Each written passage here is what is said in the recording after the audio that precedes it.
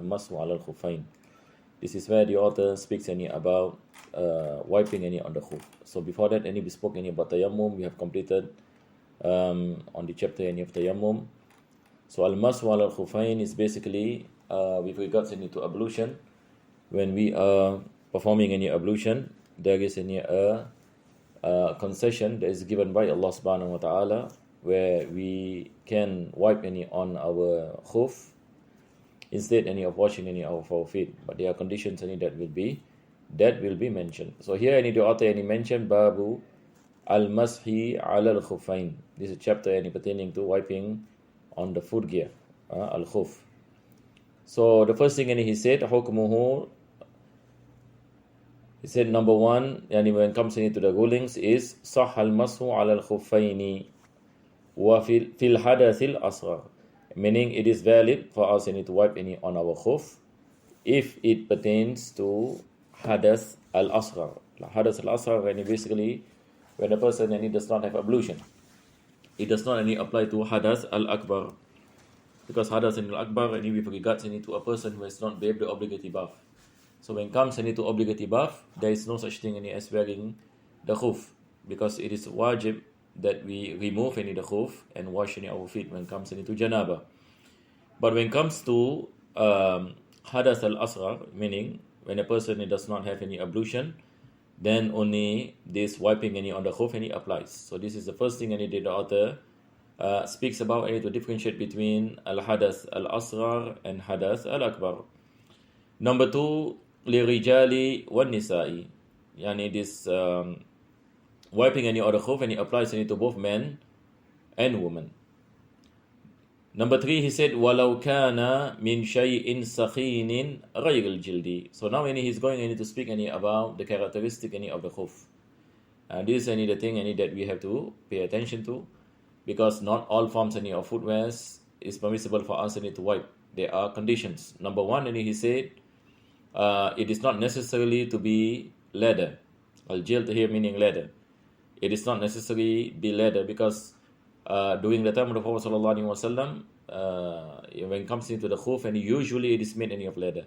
But here the author mentioned not necessarily that the khuf must be made on leather, but it must be sakhin. Sakhin in a way that if you were to wet your hands and you put it on the khuf, the wetness will not reach your feet. So we say this material is sakhin. This material is sakhin. So the condition for khuf is that it must be a material where if there is any wetness, it will not reach the skin. Now, so we can see something that is what you call it, waterproof, or something that is thick in a way that the water does not reach the feet when it is wet. Sawa'un kana lahuma na'lun min jildin am la. Either we place the sole of the feet with leather or not. What is important is that it must be thick or something that is waterproof, where the wetness does not reach the skin of a person. So this is any condition number three when it comes to the khuf. So normally what we see the khuf today, it is made of leather. Usually it sells with the zip, at the side. This can be bought at many places. Likewise, when it comes to army boots, no doubt any army boots are considered to be khuf, because it is waterproof and it covers all the way up to the ankles, as what we mentioned after this. So there are many shoes and like sneakers, for example. So all these types of shoes can be used as khuf, but normal any footwear that doesn't cover the ankles cannot be used as khuf.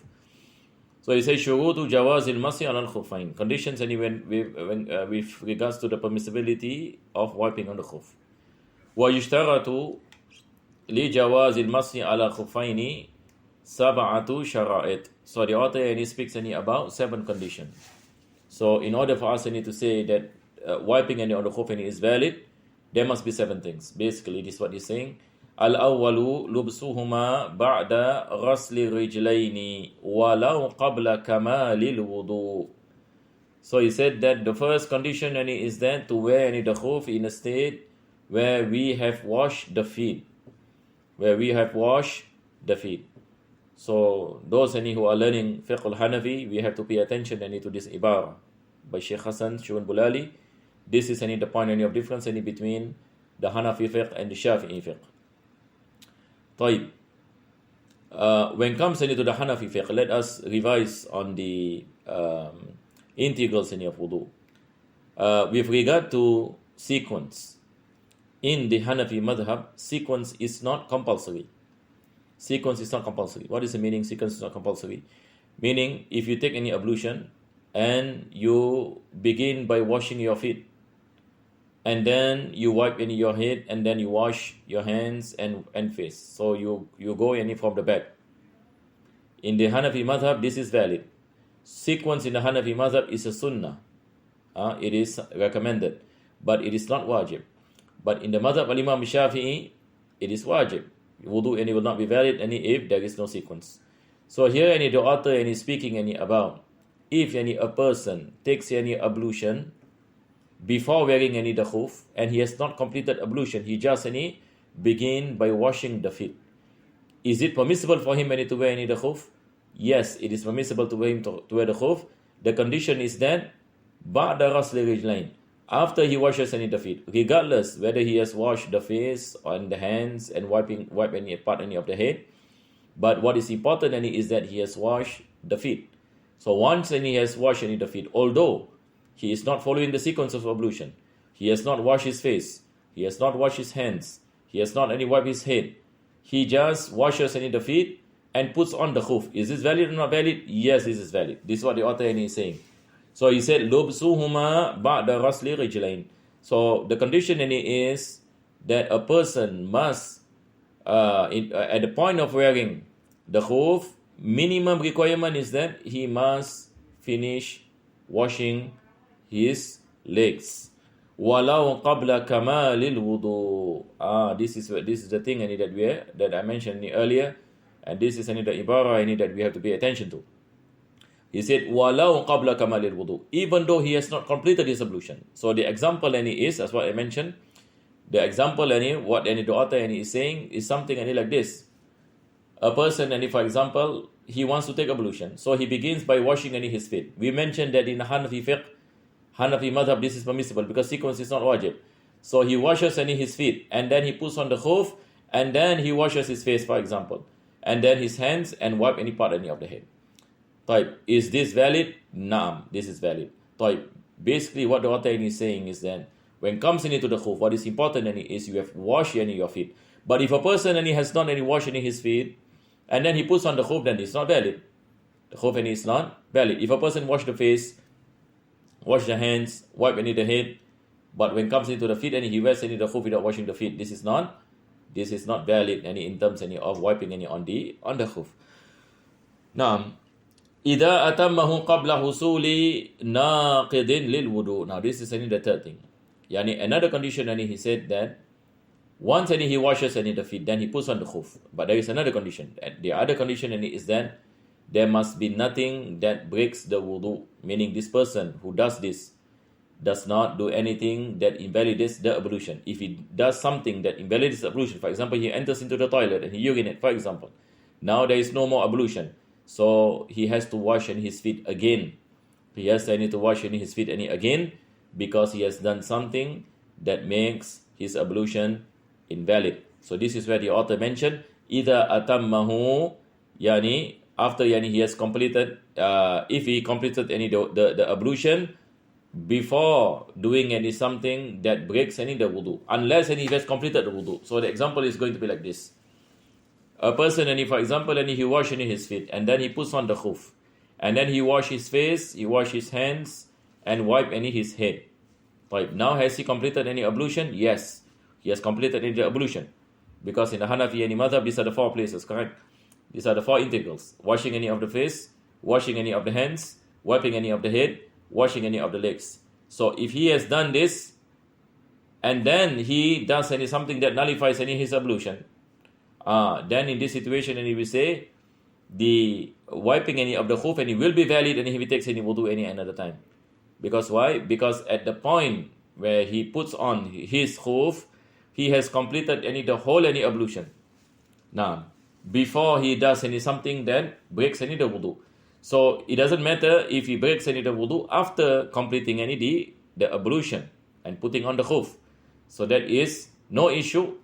If he takes another ablution, he can wipe on his khuf. So I hope it is clear, inshallah. So in the madhab of Imam Abu Hanifa, it is in a sense easier when it comes to khuf. Because as long as you wash in your feet and you can put on your khuf, even though you have not completed your ablution and you have not done something that breaks your wudu. Athani, he said, Satruhuma lil Ka'bain. This is what we mentioned earlier, that when we are putting on a khuf, we have to make sure that it covers all the way up to the ankles and above the ankles. So these are the obligation when it comes into wudu, that we have wash all the way up into the ankles. So when it comes into khuf, you have to cover all the way up into the ankles. وَثَالِث إِمْكَانُ مُتَابَعَةِ الْمَشِي فِيهِمَا. Number 3, we must be able to walk on it. If a person wrap a plastic bag around his ankles and then he said that I'm going to use this as a khuf, we say this is not valid, because you cannot walk with this. If you walk for some number of steps, it will break. So materials like paper, plastic bags, this is not permissible for a footgear. So it must be something that is strong where you can walk with it. So this is what the author is saying. Mutaba'atul mashi, meaning it is designed to stand the awareness of walking. Then only it is permissible for us to walk on it. And this is one of the reasons that we cannot use the normal stockings that we have. The normal stockings, it is not designed for walking. It is not designed for walking. It is just designed to protect the foot from scalding when it comes to putting the feet inside the footwear. So these socks that normally we use, it is not designed to walk. So that is why you don't see people walking with socks, because they know that it will not sustain, it will not resist the harshness of the roads of the pavements. So this is the third condition. It must be strong. فَلَا يَجُوزُ عَلَى خُفٍ مِّن زُجَاجٍ. So the author gave an example. It is not permissible to use khuf min zujaj, made up of glass. Imagine if a person puts a shoe made of glass. This is not design for walking, because it will break. When you walk with glass is brittle. The moment you hit the floor, it will break. So in this sense, we say it is not valid to be used as a khuf. أو خشب, likewise wood.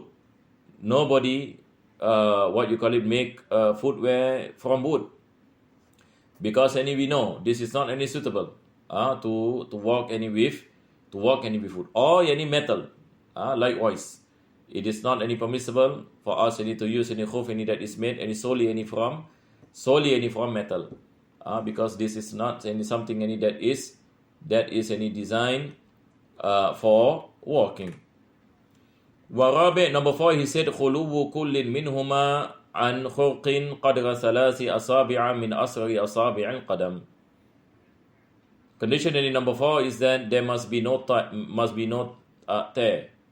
So the khuf that we are using, it must not be torn. But if it is torn slightly, it is forgiven. But if it is more than 3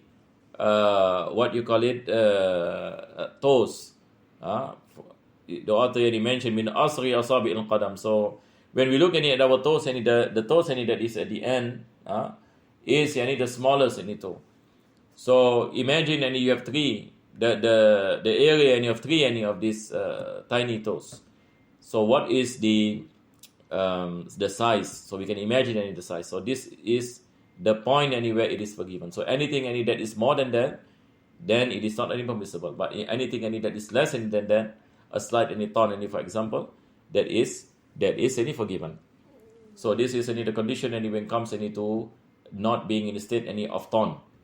Al-khamis istimsakuhuma ala rijlaini min ghayri shaddin. So the khuf that we are using, it must be something that is attached to our feet, even though we do not tie it.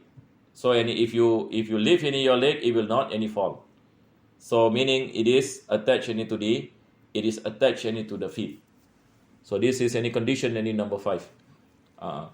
So even if we do not tie it, it is attached to our feet. This is one of the conditions. Asadis man'uhuma wusul al-ma'i ila al-jasad. Number 6, it has to be waterproof in a sense that water does not reach the skin. So it is not permissible for example to use certain types of materials that are not waterproof, that in a way that wetness can reach the skin. As-sabi', number 7, an yabqa min muqaddamil qadami qadru 3 asabi' min asghari asabi'il yadi. So now condition number 7, that the feet must be there. This is a situation where the author is trying to say that if a person for example the whole feet was cut off, then it is not permissible to wipe on the khuf. It is not permissible to wipe on the khuf if a person does not have any feet. If a person does not have any feet. But now the situation is that if he says that part of the feet is there, how do we ascertain how much is the area that must be there? So he said this is salasat asabi' min asrar asabi' al-yad. Asrar asabi' al-yad is this pinky finger. So you imagine 3 times of this finger. If the amount is there, this area is there at the front part of the feet, then it is permissible to wipe on the khuf that is on that part. So some of us might be asking why the author speaks about this, because you see the thing is when wiping on the khuf, we have to wipe the front part of the feet. Tamam? So if the front part is not there, there is no obligation, no conditions when it comes to khuf. So as long as the front part is there, even salasu asabi and like this, tamam, so we can wipe on this part, because this is the place of obligation for us to wipe. But now the author is saying if a person doesn't have any feet and all, then he cannot wipe on the khuf, because the part of the feet which the khuf should be placed is not present. So if that is not present, it is not valid for us to be using khuf and to wipe on top of the khuf because the feet is not there. فَلَوْ كَانَ فَاقِدًا. Now he gives an example, فَاقِدًا, if there is nothing when it comes to the feet. A person, for example, نَعُوذُ بِاللَّهِ مِنْ ذَلِكَ, he does not have any feet. Tamam? He does not have any feet, and the whole feet is gone. So this is the condition. This is the situation. فَلَوْ كَانَ فَاقِدًا مُقَدَّمَ قَدَمِهِ لَا يَمْسَحُ على خفه ولو كان عقب القدم موجودا. Even though aqib is present. Aqib, where is aqib? The back part of the feet. Imagine if a person just possesses the back part of the feet, but the whole front feet is gone. Can he wipe at the back part of the feet? No, because the obligation of wiping the khuf is the front part, not the back part. So even the back part is present, it is not permissible to wipe on the khuf. In this situation, it is not valid for that person to be using khuf in a way that he wipes on the khuf, because the feet is not there anymore. Wallahu alam bis-sawab. Inshallah, in our next lesson we speak about muddatul mashi alayhima. This is pertaining to the duration how long we can wipe on the khuf, which we will look at it inshallah in our next lesson. Wa sallallahu ala sayyidina Muhammadin wa ala alihi wa sahbihi wa sallam. Alhamdulillahi rabbil alamin.